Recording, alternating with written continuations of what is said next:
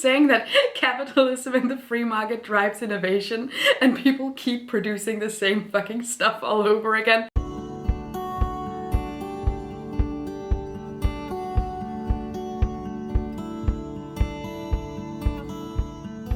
Hello everybody and welcome back to my channel. My name is Gitte Mary and once again, we are back, we are ready. I am here to react to some greenwashing campaigns, advertisements, products, and generally just, things that companies do sometimes that might be a little bit misleading in one direction or another. I have done several of these videos in the past, so if you want to check out some of the previous greenwashing reactions, I'll leave them all down in the description. Let's get straight into it. The first thing is a plant-based product, and I would like to preface this by saying that I have actually tried this product. I really like it. Even though you like something, you can still call out certain aspects of its advertisement that might be ugh. So a lot of vegan cheeses and vegan processed products in general are often really full of oil, and especially coconut oil. Now, there's nothing per se wrong with that. We can talk about how the impact of oil production in general isn't necessarily the most sustainable. We have palm oil, which is obviously awful. I think palm oil was one of the first impact analysis videos that I did. Coconut oil isn't exactly great either. And then there's the notion that if you just pump tons of oil into a product, might not be the most nutritionally balanced result. But this is not a health channel, so that's not really what this is about.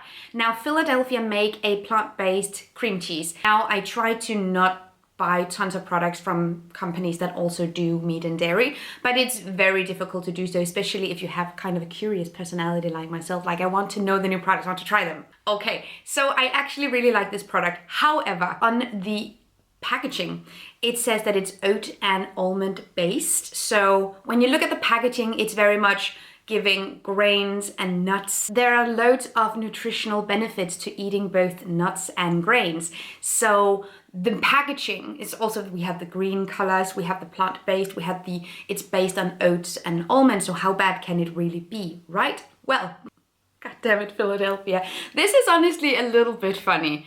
So if you go on their website, you can also look on the packaging if you have the product in front of you, but you can also look up all these things on the website.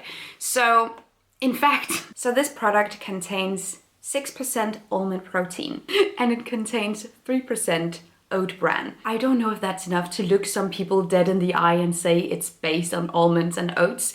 It's based on coconut oil. But because coconut oil has kind of a bad rep in terms of processed foods, they're sort of leaning towards these other ingredients instead because it looks nicer. There is more brand value in that. That's not enough, boo-boo. It's a little suspicious that a total of 9% makes it based on X, Y, and Z.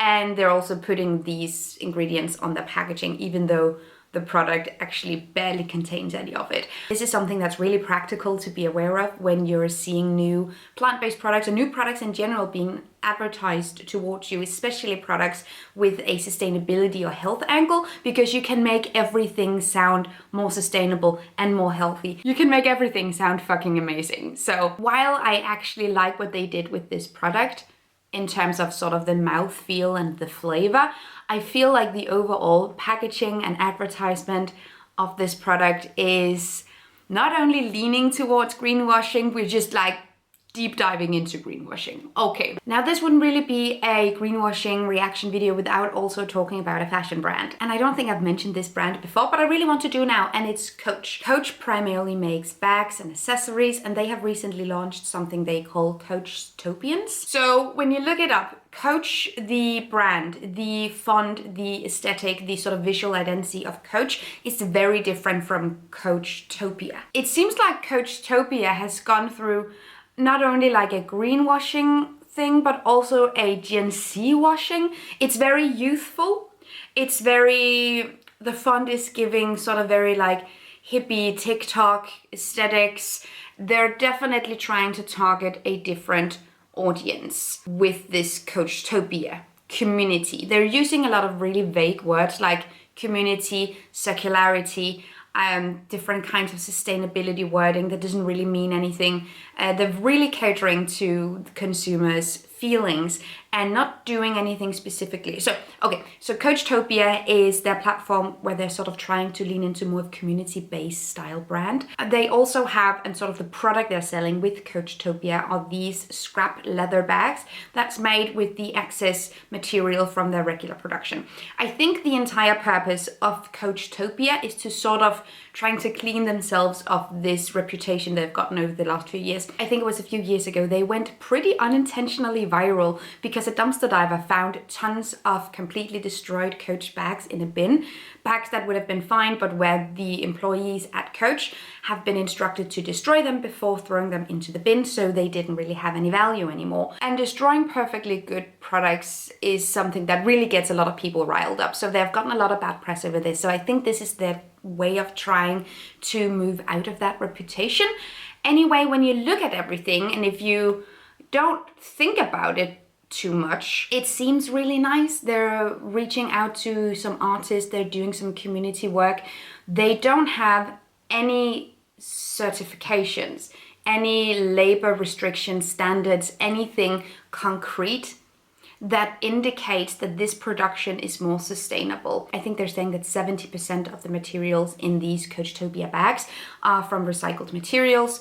That's a lot. It's not 100, but the material of the product is really only one aspect of sustainability. And it doesn't seem like they're doing anything to make sure that their production is moving away from sweatshops and general unethical labor. That's all very much still happening. At least there's no documentation on their website that says differently. And from my experience, when a company is actually paying workers fair wages, which compared to how much people earn in sweatshops is quite a lot. Earning a living wage is very different from earning minimum wage or from earning what a lot of people in sweatshops are earning. So when a company or a brand is actually paying those wages, they would very much love to tell you that. There will be receipts on their website. There will be some kind of certification. You will be able to see inside these factories. There is some certain level of transparency, which I am not seeing. Coach. Open source creativity, a platform for talent. That's so nice. Community craft, designing the future.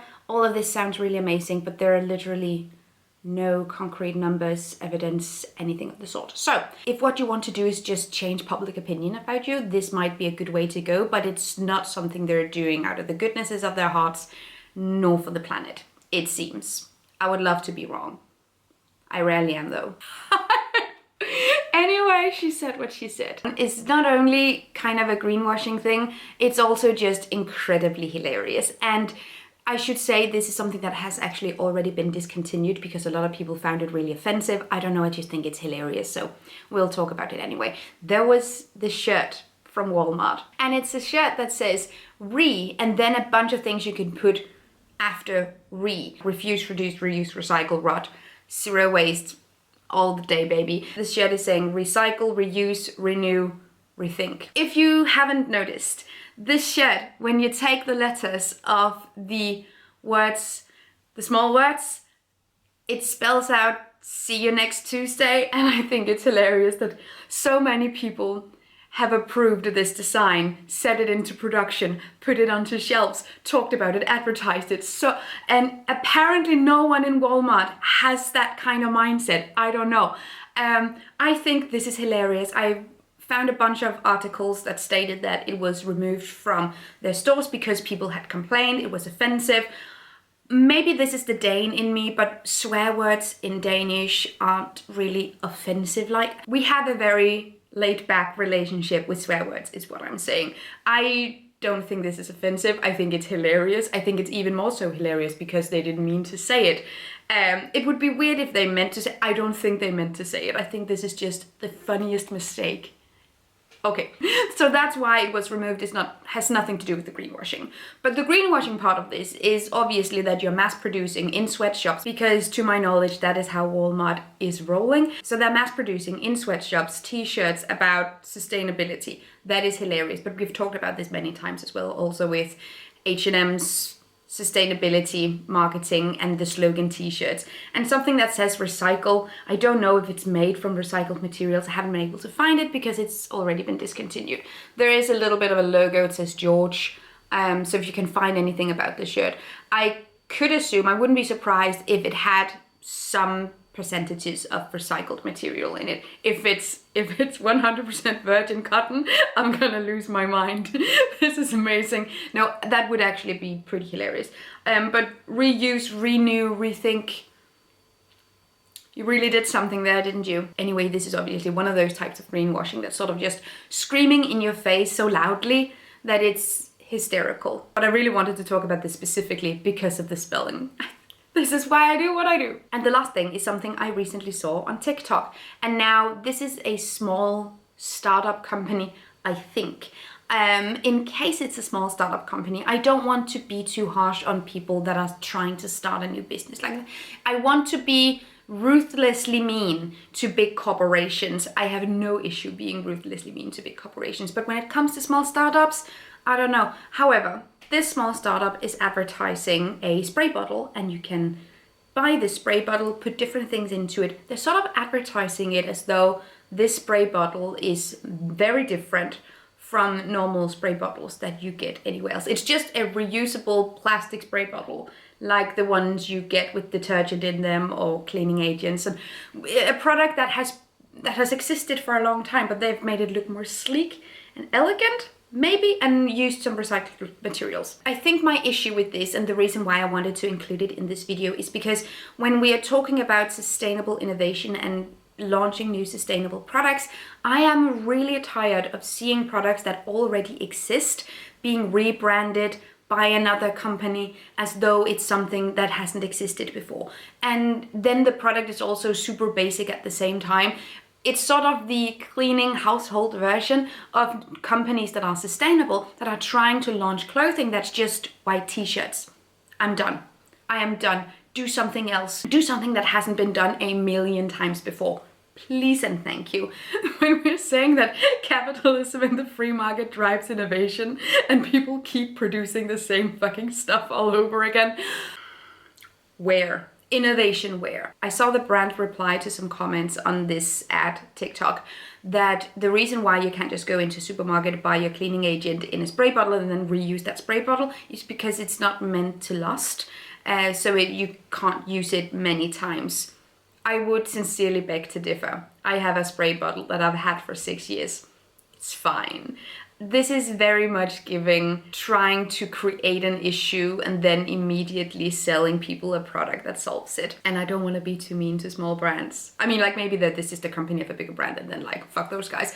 But I don't know. I think if you're trying to be a conscious consumer, if you're trying your best to be sustainable, it's really misleading that we keep seeing these types of products being branded and marketed as new and innovative, when in fact it's just the same thing that happens over and over again.